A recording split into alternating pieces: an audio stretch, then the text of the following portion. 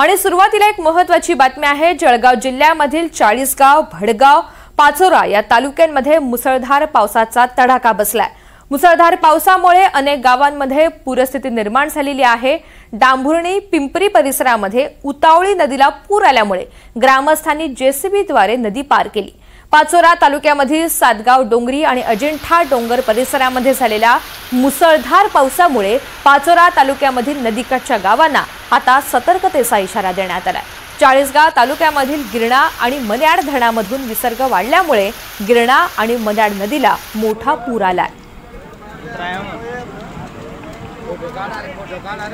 अधिकची माहिती जाणून घेऊयात। मंगेश जोशी आपल्या सोबत आहेत। मंगेश, जळगावच्या कोणकोणत्या भागाला आताच्या पावसामुळे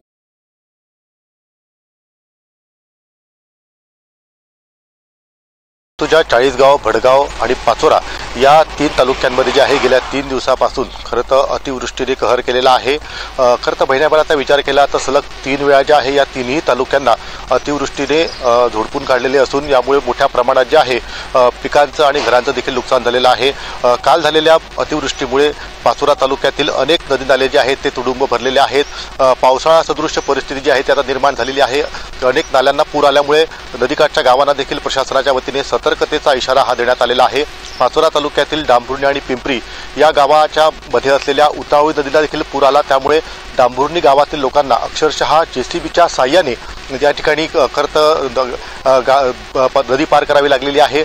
सोबतच चाळीसगाव तालुक्यातील मन्याड आणि गिरणा हे दोन्ही धरणं जे आहेत ते ओव्हरफ्लो झालेले आहेत। मोठा विसर्ग जो आहे तो खरं त्या नदीपात्रांमध्ये सोडण्यात येत आहे। त्यामुळे मन्याड आणि गिरणा या दोन्ही नदींना पूर आलेला असून दोन्ही नदीकाठच्या गावांना प्रशासनाच्या वतीने जे आहे ते सतर्कतेचा इशारा हा देण्यात आलेला आहे।